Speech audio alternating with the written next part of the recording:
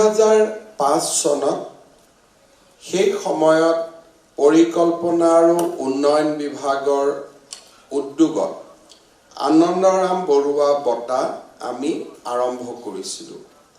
সেই সময়ত আমাৰ উদ্দেশ্য আছিল যে মেট্ৰিক পৰীক্ষাত বা উচ্চতৰ মাধ্যমিক পৰীক্ষাত যিসকলে প্ৰথম ডিভিজনত পাছ কৰে তেওঁলোকক আমি একোটাকৈ মানপত্ৰ একোখনি মানপত্ৰ আৰু একোটাকৈ ল্যাপটপ প্ৰদান কৰিম।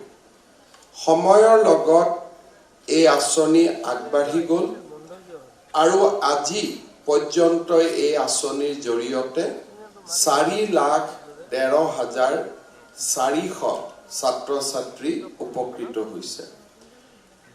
অসম চৰকাৰৰ অধীনত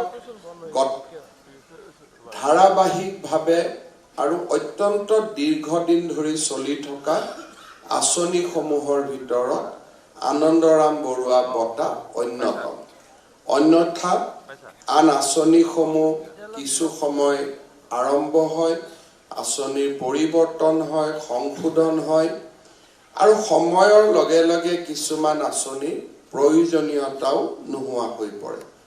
কিন্তু আনন্দৰাম বৰুৱা বঁটা এনেকুৱা এটা অনুষ্ঠান আছিলে যি 2005 চনৰ পৰা আজি পৰ্যন্ত ই নিৰবিচ্ছিন্নভাৱে চলি আহিছে।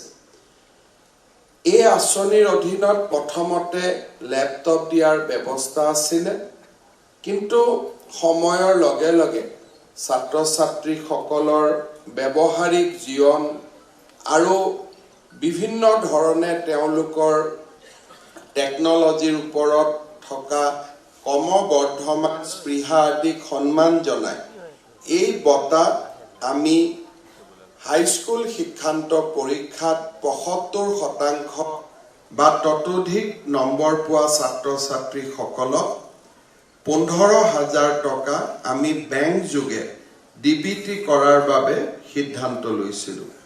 আজি খন্তেক সময় আগতে আমি ৰাজ্যৰ 27,183 গৰাকী ছাত্ৰ-ছাত্ৰীলৈ ডিবিটি যোগে এই 15,000 টকা প্ৰেৰণ কৰিছো আৰু নিৰ্দিষ্ট কৰি দিয়া ৱেবছাইটত গলে আমি আনন্দৰাম বৰুৱা বঁটা প্ৰদান বা বঁটা প্ৰাপক হিচাপে আমাৰ যি অভিনন্দন পত্ৰ সেই পত্ৰখনো আমি ডাউনলোড কৰি লোৱাৰ সুবিধা পাম।